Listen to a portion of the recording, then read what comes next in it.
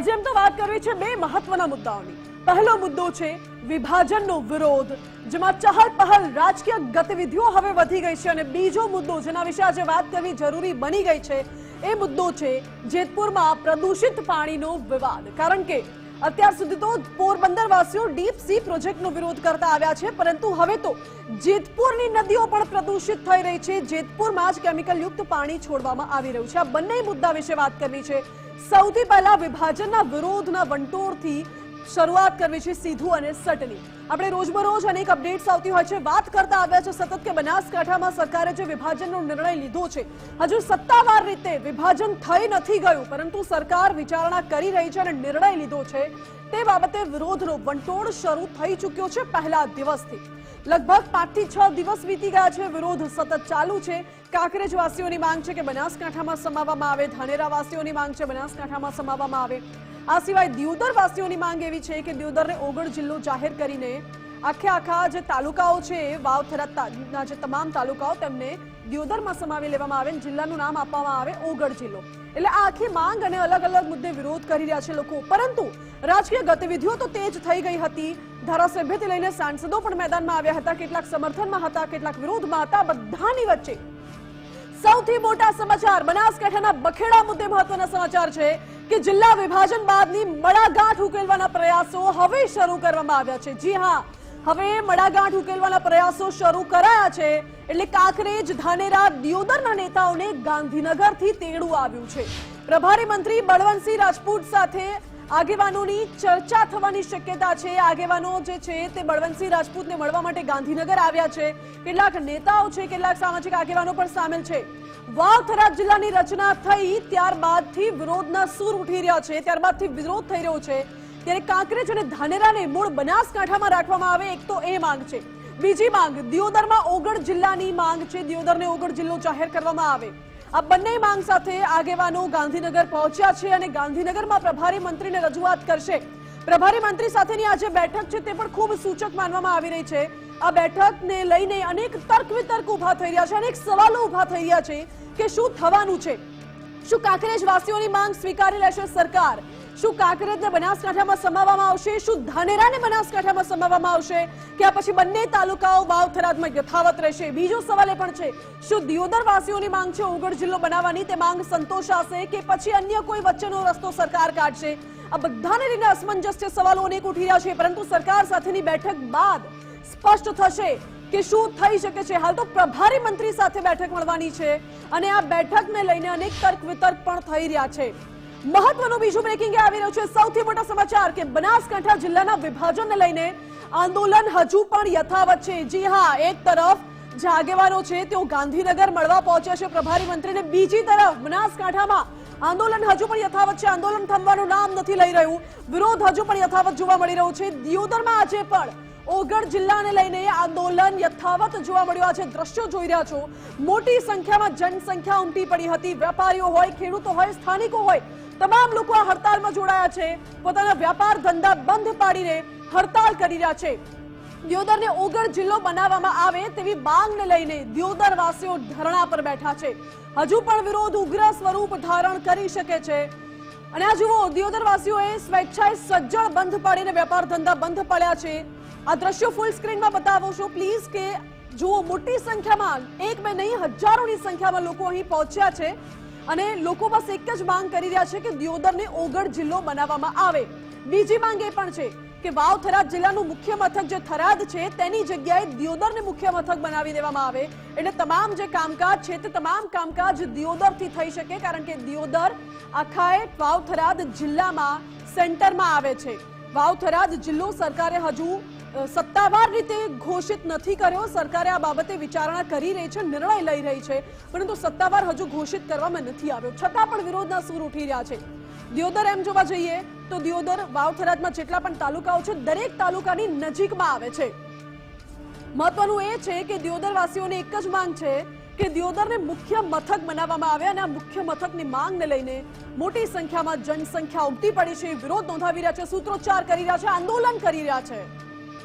આ બાબતે લોકોનું શું કહેવું છે તે પણ સાંભળો। આજથી અમે અહીંયા ઉપવાસ આંદોલન ચાલુ કરેલ છે। અને જ્યાં સુધી અમારી માગણી ન સંતોષાય, ન્યાયની લડતની સરકાર સ્વીકાર ન કરે ત્યાં સુધી આ ધરણા અને ઉપવાસ આંદોલન ચાલુ રહેશે. એના માટે ભલે 1 દિવસ બેસવું પડે, 5 દિવસ બેસવું પડે કે 25 દિવસ બેસવું પડે, અમે કટિબદ્ધ છીએ. અમે 2 મહિના પહેલા બી સરકારને ડિટેલ રજૂઆત કરેલી છે. નોટ ઓનલી ડિટેલ રજૂઆત, પણ આજુબાજુના તાલુકાની તમામ મોટી પબ્લિક સંસ્થાઓના લેટર પેડ ઉપર એમણે ઓગળ જિલ્લાની ને માં સંમતિ આપતા લેટર સાથે મુખ્યમંત્રીને રજૂઆત કરેલ છે. અમે લીગલી પણ નામદાર હાઈકોર્ટમાં પણ એક પિટિશન કરવા માટે જઈ રહ્યા છીએ અને એના સાધનિક કાગળો અને એની તમામ દરખાસ્ત અમે તૈયાર કરી રહ્યા છીએ. અમારી લીગલી ટીમ પણ આ બાબતે અભ્યાસ કરી રહી છે કે આને નામદાર હાઈકોર્ટમાં પડકારી શકાય. અને ચોક્કસ જ્યારે લોકોને આટલો મોટો અન્યાય થયો છે તો અમને જ્યારે રાજ્ય સરકાર નહીં સાંભળે ત્યારે આખરે અમારે નામદાર હાઈકોર્ટનું પણ સરનું લેવું પડશે અને એ પણ લેશું. અમારી સાથે કોંગ્રેસ છે, ધાનેરા છે અને અહીંના લાખણી છે અને બધા લગભગ 4-5 તાલુકા અમને સમર્થન આપ્યું છે કે આપણું સેન્ટર દિયોદર જે વડું મથક થવું જોઈએ. અને સરકારની પાસે આપણે ઘણી વખત માગણીઓ મૂકેલી છે, એ માગણીઓનો અમને હજુ જવાબ નથી મળ્યો. જેમ કે એક અચાનક આપણને એક જાહેર કરી નાખ્યું કે ભાઈ થરાદને અમે ના નથી પાડતા, થરાદને અમે આવકારીએ છીએ, પણ ભૌગોલિક દ્રષ્ટિએ લગભગ 2018થી 2022માં અને માગણીઓ આપણી જે છે એનો વળતો જવાબ નથી મળ્યો. તો આજનો જે અમારો અનિશ્ચિત ઉપવાસ છે જેનો કોઈ ટાઈમ નક્કી નથી, પણ અમારી ઓગળ સમિતિ જે છે એ 10-15ની ટીમ જ્યાં સુધી અમને જવાબ નહીં મળે ત્યાં સુધી અમે ઉપવાસ પર બેઠેલા છીએ.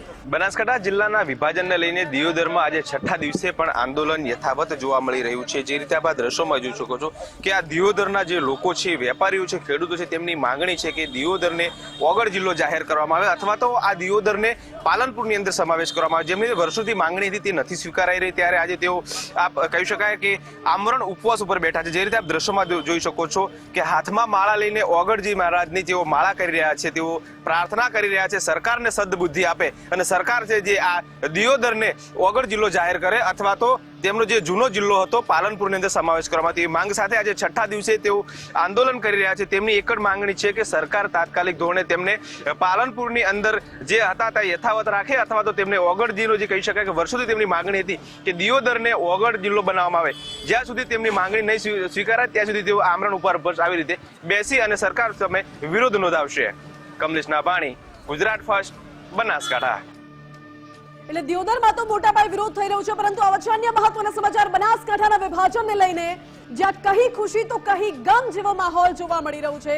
બનાસકાંઠાના નેતા અને પૂર્વ મંત્રી હરજીવન પટેલે મોટું નિવેદન આપ્યું છે. જી હા, બનાસકાંઠા જિલ્લા વિભાજન મુદ્દે રજૂઆત કરી છે. વિભાજનને લઈને બંને પક્ષે રજૂઆત કરવામાં આવી છે અને 90% લોકોએ સરકારના નિર્ણયને આવકાર્યો છે. જોકે માત્ર 10% લોકો જેવા છે જે વિરોધ કરી રહ્યા છે, પરંતુ કાંકરેજ તાલુકા સંદર્ભે સરકાર ફેરવિચારણા કરે, ફેરફાર કરે તેવી લાગણી પણ વ્યક્ત કરી હરજીવન પટેલે. શું કહ્યું તે પણ સાંભળો. લગભગ 90% લોકોએ રજૂઆત કરી છે કે મારે ધાનેરામાં રહેવું છે. 10% લોકો એવું કીધું છે કે મારે દૂર પડે છે અને એને બનાસકાંઠા જિલ્લામાં રહેવું છે. બાકી લગભગ દરેક ગામના પંચાયતના ઠરાવો પણ મંત્રીશ્રીને આપ્યા છે. આપણે બળવંતસિંહજીને દરેક ગામના સરપંચોએ પણ ઠરાવ આપ્યા છે કે અમે એને ધાનેરા તાલુકો જે ઠરાવમાં સમાવ્યો છે એ બરાબર છે. સરકાર સાહેબ એક વખત ભૂતકાળમાં જે જિલ્લાઓ બન્યા છે, જે તાલુકાઓ બન્યા છે, એમાં કોઈ ફેરફારની આવશ્યકતા છે નહીં. આ પણ લગભગ 99% આવશ્યક નથી. કદાચ કોંકરેજ છે એ તાલુકો દૂર પડે છે એટલા માટે કોંકરેજને કદાચ બકાત રાખે, બાકી હાલ જે સમાવેશ થયો છે ઓલરેડી છે. બિલકુલ કહી ખુશી કહી ગમ જેવો માહોલ જોવા મળી રહ્યો છે. જો કે કાંકરેજ, દિયોદર અને ધાનેરાના આગેવાનો રજૂઆત કરવા ગાંધીનગર પહોંચ્યા છે અને આ જ બાબતે મારી સાથે ન્યૂઝ રૂમથી લાઈવ જોડાઈ ગયા છે સંવાદદાતા વિજય દેસાઈ. વિજય, સૌથી પહેલા અહીં એ સવાલ ઉઠી રહ્યો છે કે કાંકરેજ, ધાનેરા, દિયોદરના આગેવાનો જે પ્રભારી મંત્રીને મળવા માટે ગાંધીનગર પહોંચ્યા છે, તો બળવંતસિંહ સાથેની આ મુલાકાત કેવી રીતે સૂચક રહી શકે છે?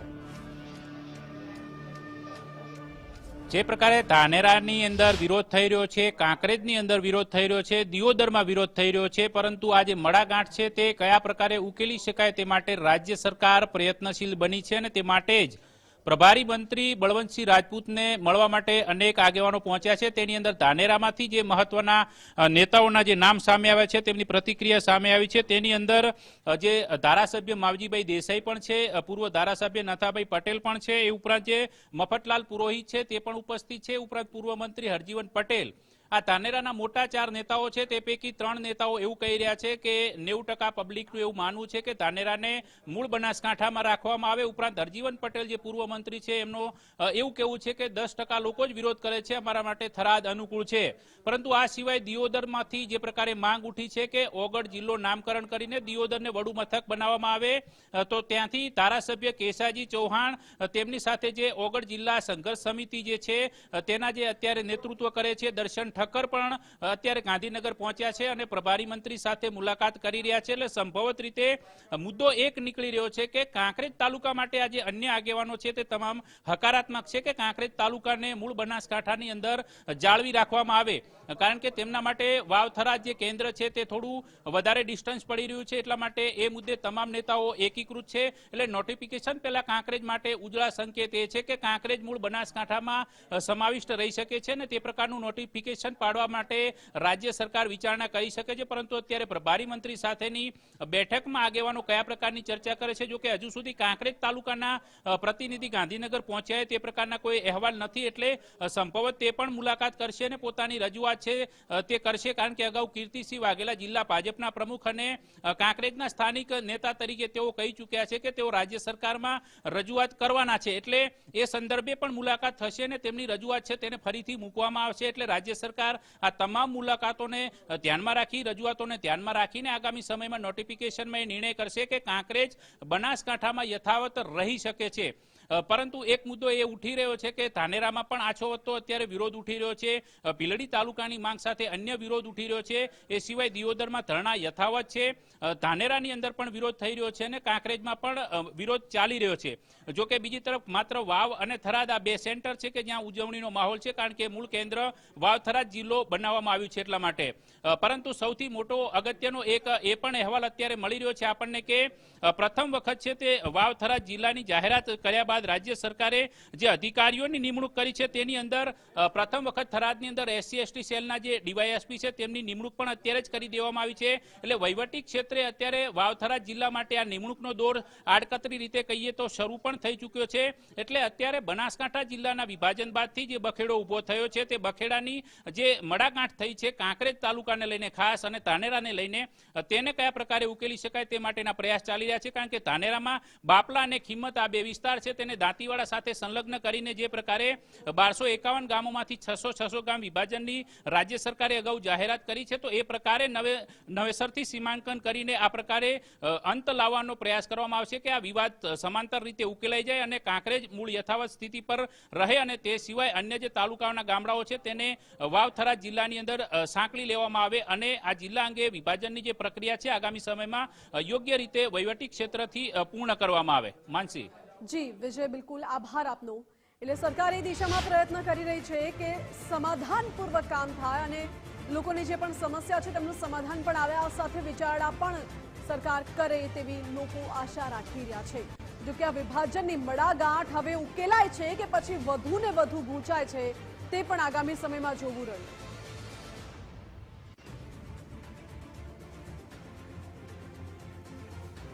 મહત્વનું છે કે આગેવાનોએ પ્રભારી મંત્રી બળવંતસિંહ રાજપૂત સાથે ચર્ચા કરી અને વાવ-થરાદ જિલ્લાની રચના બાદ આખો વિરોધનો વંટોળ છેડાયો છે।